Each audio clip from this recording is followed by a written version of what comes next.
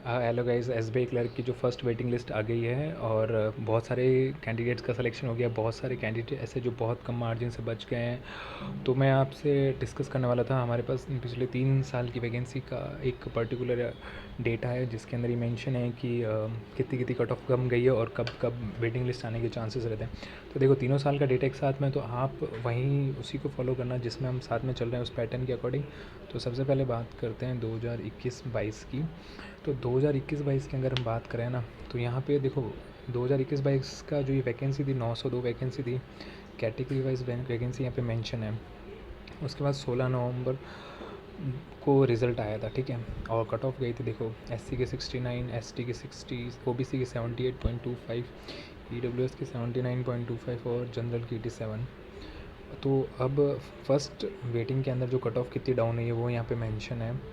यहाँ से 87 से 84.5 हो गई थी, यानी कि सीधी सीधी 2-2.5 नंबर कम हो गई थी, ठीक है। जनरल के अंदर ईडब्ल्यूएस के अंदर जो कट ऑफ कम हुई थी वो हुई थी 0.75 यहाँ पे, ठीक है। और जो ओबीसी के अंदर कट ऑफ कम हुई है वो हुई है 1 नंबर ओबीसी के अंदर कम हुई थी फर्स्ट वेटिंग के अंदर।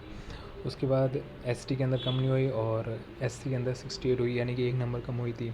और देखो, बहुत ह्यूज गैप से कट ऑफ आई थी, यानी कि 16 नवंबर को सिलेक्शन का जो फाइनल रिजल्ट है तो 5 मई को फर्स्ट वेटिंग लिस्ट आएगी, यानी कि मिनिमम 3 4 से 5 महीने, ठीक है। तो यानी कि मिनिमम यहाँ पे तो बहुत सारा या लगभग 4.5 महीने का गैप था, ठीक है। उसके बाद जो सेकंड वेटिंग लिस्ट आई थी वो आई थी 1 अगस्त को। अब मई, जून, जुलाई, अगस्त, यानी कि 3 महीने के बाद।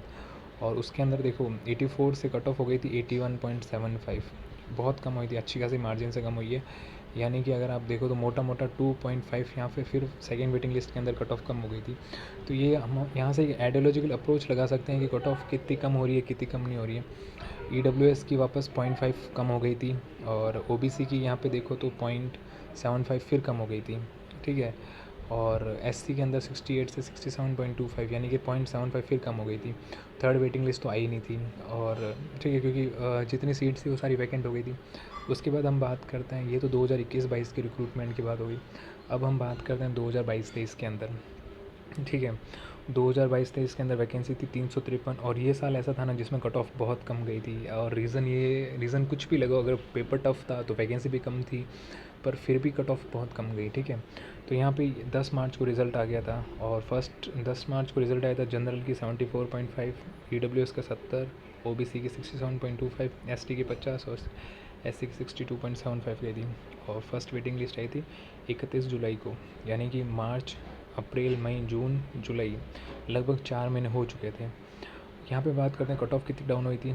तो यहाँ पे इस बार जो कट ऑफ डाउन हुई थी वो हुई थी 72 पॉइंट, यानी कि 2.5 कम हुई थी। और ईडब्ल्यूएस की तो कट ऑफ नीचे आई नहीं, क्योंकि 70 का जो मिनिमम क्राइटेरिया था। ओबीसी वालों के लिए यूँ ही कट ऑफ कम गई थी। और उसके बाद देखो फर्स्ट वेटिंग के अंदर ही 1.5 कम हो गई थी कट ऑफ। 1.5 कम होना ओबीसी वालों के लिए तो चांदी चांदी हो गई थी। फिर जब सेकंड वेटिंग लिस्ट आई ना, तो उसके अंदर भी ओबीसी वालों के लिए काफ़ी एडवांटेज था और यहाँ पे वापस कट ऑफ कम हो गई थी 0.5 की, यानी कि ओवरऑल ओबीसी की 2022-23 की वैकेंसी के अंदर 2 मार्क्स तक सिलेक्शन हुए थे इस बार ही। इसलिए इसी बार मतलब लोगों को बहुत ज़्यादा उम्मीद थी कि यार 2 नंबर तक तो हो ही जाएगा, इतनी सारी वैकेंसी है, इतने सारे लोग एबसेंट है। बट पता नहीं क्या सीन हुआ कि भाई साहब 1.5 ही कम गई, 1.25 ही कम गई, तो ओबीसी वालों का दिल थोड़ा टूटा यहाँ पे। उसके बाद बात करते हैं एससी की। तो एससी की यहाँ पे 62 पॉइंट से 60 गई, यानी 0.75 ही कम हुई। एससी वाल और जो थर्ड आई है वो आई है 25 अक्टूबर को, यानी कि अगर कल हमारी जो ये फर्स्ट वेटिंग लिस्ट आई है उसके अकॉर्डिंग अगर हम देखें ना, तो अब तक हमारी सेकंड आ जानी चाहिए थी, बट ऐसा हुआ नहीं हमारे साथ। तो इस बार वाले एस्पिरेंट्स के साथ, तो इस बार बात करते हैं, इस पर बात करो तो देखो 72 थी और सेकेंड वेटिंग लिस्ट में 1 नंबर नीचे गई कट ऑफ। ओबीसी की वापस 0.5 और एससी की 62 से 61 हो गई थी थर्ड वेटिंग लिस्ट के अंदर। फिर एससी वालों को फ़ायदा मिला और 0.25 फिर कम हुई, ठीक है। तो ये तो था 2022-23 का डेटा। देखो, मैं ये डेटा इसलिए बता रहा हूँ, मुझे भी किसी फ्रेंड से मिला है, उसमें डेटा इसलिए बता रहा हूँ कि कंपैरिजन कर सको, और जिनका सेकंड वेटिंग लिस्ट में थोड़ा मार्जिन से रह रहा है तो उनको शांति मिलेगी, हाँ यार कुछ तो चांस बन सकता है शायद हमारे लिए। बात करते हैं अब इस साल की रिक्रूटमेंट की। 2023-24 के अंदर 820 वैकेंसी थी और जो बढ़ के बाद में कुछ डेटा आया आरटीआई के रिप्लाई में, कुछ वैकेंसी बढ़ी भी थी, ठीक है। बट अपन 820 को लेके चलते हैं। जनरल की कट ऑफ 76.75 थी, EWS की 71.5, OBC की 70.75, ST की 60 और SC की 68। जो जनरल की कट ऑफ डाउन हुई है वो ये 73.75, यानी कि मोटा मोटा देखा जाए तो 3 नंबर जनरल की कट ऑफ कम हुई है। मतलब भाई साहब लॉटरी लग गई जनरल वालों के लिए, तो मौज हो गई, मौज काट ली, कहता है ना, सिस्टम हैंग हो गया जनरल वालों का। तो OBC EWS वालों को थोड़ा दिल दुखा है, यानी कि 1 नंबर ही कम हुई है EWS वालों के लिए। ठीक है, तो अच्छी चांस है अगर EWS में ज्वाइन भी नहीं करते तो जिनका 0.5 वाले हैं, जिनके 70 से ऊपर मार्क्स हैं अभी तक, उनका तो काफ़ी पॉजिटिव होप है कि हो सकता है भाई। और जो सबसे बड़ा दिल दुखा वो दुखा भाई OBC भाइयों का। और 70.75 से 69.5 कट ऑफ कम हुई, यानी कि 1.25 मार्क्स ही कम गई कट ऑफ। जिन लोगों ने उम्मीद लगा रखी थी भाई 2-2 नंबर तो कम जाएगी, हमारा सिलेक्शन हो जाएगा ऐसे वैसे, बट थोड़ा दिल दुखा है। पर मुझे ऐसा लगता है कि 0.5 जिनके भी हैं OBC में, 1 नंबर वाले तो भाई साहब थोड़ी पॉजिटिविटी के साथ रह सकते हैं कि हाँ हो जाएगा सिलेक्शन। बहुत सारे मैंने ग्रुप्स में ऐड किया है लोगों को, मैंने कहा यार तुम लोग ऐड हो जाओ, ग्रुप बना रखे हैं वेटिंग वालों को, सेकंड वेटिंग के लिए।